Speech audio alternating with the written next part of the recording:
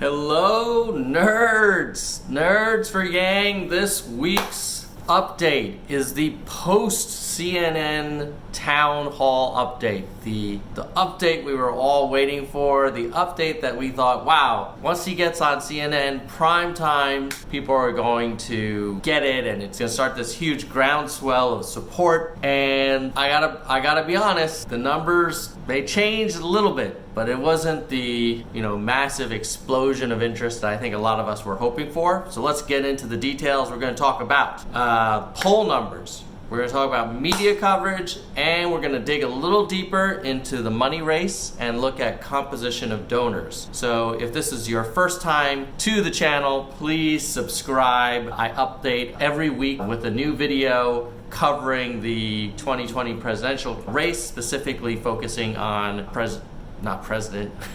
candidate Andrew Yang. So let's get into it. And for those of you who have subscribed, thank you so much, as well as who've signed our petition to get Andrew Yang on 60 Minutes. Link to that below. So let's talk about the latest poll results. So there's a bunch that came in, two specifically, since the town hall, which was on the evening of April 14th, 2019. So there was one poll that was released on the 15th. The poll was actually conducted April 11th to 14th. First thing I should tell you is it's very possible that the next round of polls will show the real bump because these all ended the same day that the town hall was conducted. So unlikely that very many of the participants in this poll saw the town hall. Nevertheless, we should look at the latest polls irrespective of the town hall overlap, because that's what we have as we're shooting this video. And this video is being shot on April 19th. So for the Emerson poll, what we see is Yang at 3%. Yang at 3%. So specifically, he is tied with Castro, and he's behind Warren, Harris, Beto, Buttigieg, all at the single digits. And the two big dogs are Bernie and Biden with 29 and 24% respectively. What's interesting is Yang is now ahead of most of the candidates in the race, the kind of long tail. So he's past Cory Booker, Amy Klobuchar, Tulsi Gabbard, John Delaney, Jay Inslee, Hickenlooper, Kirsten Gillibrand. He's firmly, I would say, in the middle of the pack. He's kind of at the bottom of the second tier, and then there's this big long third tier, according to Emerson. Okay, there was also another poll that came out, and that was from Morning Consult. And I know we gave Morning Consult some grief in a previous video because it seemed like Yang was not even showing up. A lot of people in the comments said, well, they believe that he was not even listed as a choice. Well, the good news, I'm not sure if that's true, but certainly for the last poll that came out from Morning Consult, the last two, I think, actually, he is now showing up, and he is coming in at 1%. In this case, he's sort of tied with, I'd have to be honest, he's definitely in tier 3 according to Morning Consult. Morning Consult has like tier 1 big dogs, Biden and Sanders with 30 and 23, Harris, Beto, Buttigieg, Warren, Booker, kind of in those higher single digit numbers. And then you have Klobuchar, Bullock, Castro, Delaney, Gabbard, Gillibrand, Hickenlooper, Inslee, Ryan, and Yang at the bottom. This poll was also conducted April 8th to the 14th, so we were not really able to measure the impact of the town hall. Okay, so next I should call out for that Emerson poll. I mentioned that in April 15th he was at 3%, so I went back and I said for that same polling organization, Emerson, when was the previous national poll they did? Turns out it was March 20th when they released it, and they had Yang at 1%. So he's moved from 1% in March 20th to 3 April 15th, so about a month. He kind of, in this case, tripled his support, admittedly from a very small base. So Emerson is showing some optimism. And then I looked and I said, well, who were the biggest movers from March 20th to April 15th? Here's the changes. So for Emerson in that national poll from March to April, you've got Biden was down, Sanders up, O'Rourke down pretty materially from 11 to 8, Harris down by 4 percentage points. Booty was up 6. He's the big surger from March to April.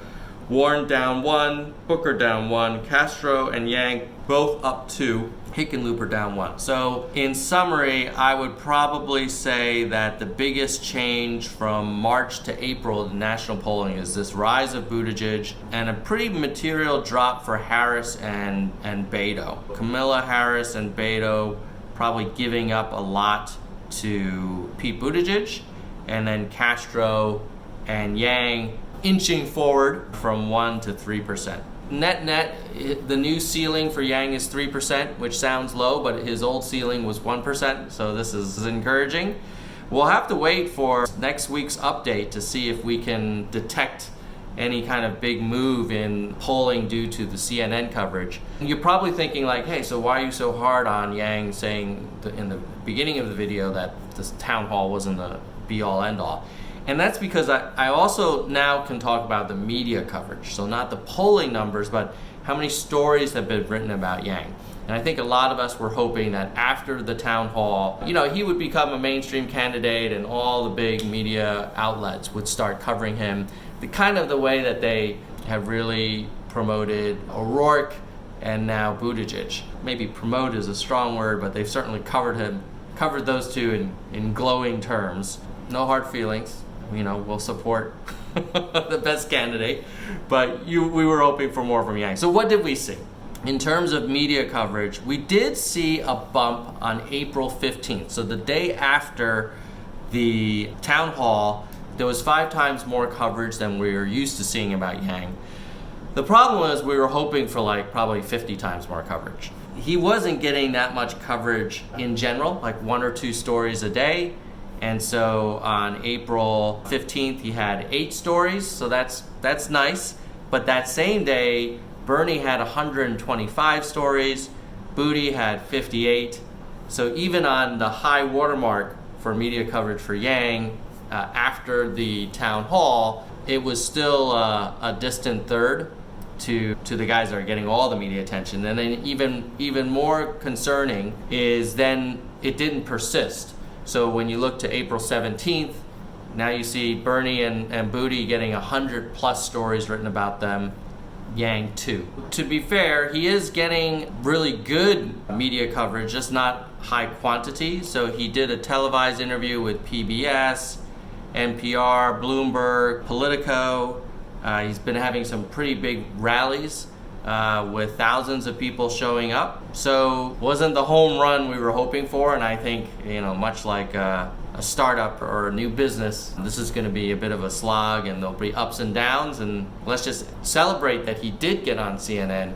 He had a really successful town hall. Personally, I felt the format is a little superficial. It felt like a checklist of Democratic Party, like, oh, do you support this, do you support that?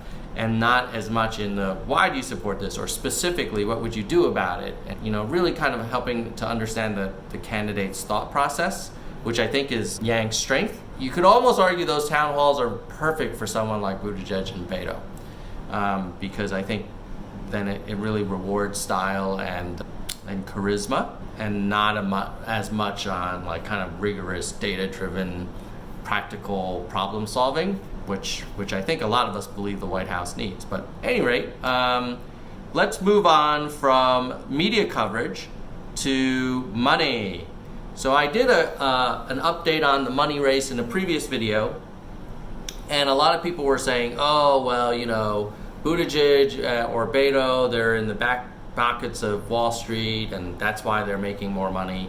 So luckily, just a few days ago, the New York Times did a really good summary of where people are getting their money and how much they have and how much they've spent.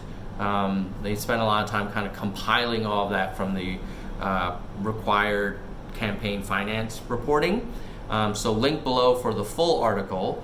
But I wanted to highlight some of the most interesting things and comment on some of the most interesting things that I saw from that article.